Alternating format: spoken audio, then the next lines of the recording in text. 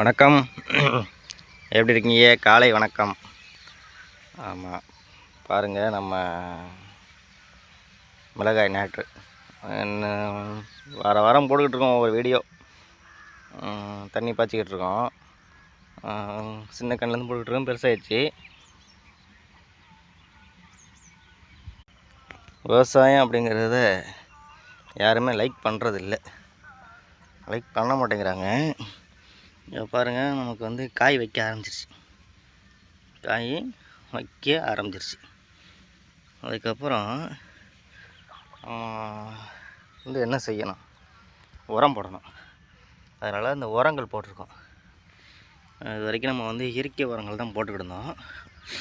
இப்போ தான் வந்து காய் வைக்க ஆரம்பித்ததுக்கப்புறம் நம்ம கொஞ்சம் உரம் போட ஆரம்பிச்சிருக்கோம். ஏன்னா செடி வளரலை.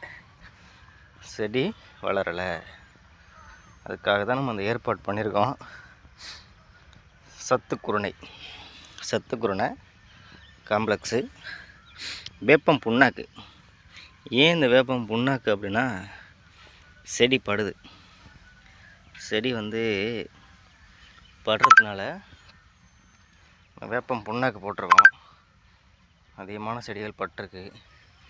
பாருங்கள், மிளகாய் வைக்க ஆரம்பிச்சிருச்சு. பூ பாருங்கள், அலறி நிற்கிது பூ. செடி கொஞ்சம் அருமையாக இருக்குது.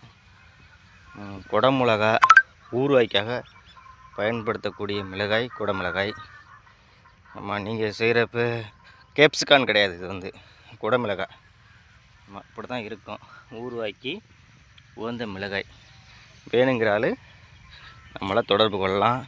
96 55 64 64 54. அப்படி இல்லைன்னா 63 79 24 56 14 நம்பருக்கு நீங்கள் கால் பண்ணி கேட்கலாம். புதுக்கோட்டை மாவட்டம் கந்தரோட தாலுக்காவில் இருக்குது. இந்த சுற்று வட்டார பகுதியில் யார் இருந்தாலும் நீங்கள் குடமிளகா கிலோ கணக்கிலோ இல்லை மூட்டை கணக்கிலையோ 50 கிலோலேருந்து 100 கிலோ வரைக்கும், இதே மாதிரி நம்ம ஊர் ஃபுல்லாக இதுதான் விவசாயம். நம்ம ஏற்பாடு பண்ணி தரப்படும். பார்த்துங்க, மிளகாய் பக்கத்து கொள்ளை மிளகாய் தான். பார்த்துக்கிட்டு சொல்லுங்கள். நன்றி, வணக்கம். எல்லோரும் ஷேர் பண்ணுங்கள், முதல்ல லைக் பண்ணுங்கள். முடிஞ்ச அளவுக்கு வீடியோ சில பேர் பார்க்க விட மாட்டேங்கிறீங்க. விவசாயத்தை கவனிங்க, அப்புறம்தான் இது. நிறைய வீடியோ பார்த்து தள்ளிவிடாமல் கொஞ்சம் ஷேர் பண்ணுங்கள், லைக் பண்ணுங்கள். வாழ்க வளமுடன். இயற்கை கதிரவன் அப்படின்னு சொல்லிட்டு இதோட உரையை முடிக்கிறேன்.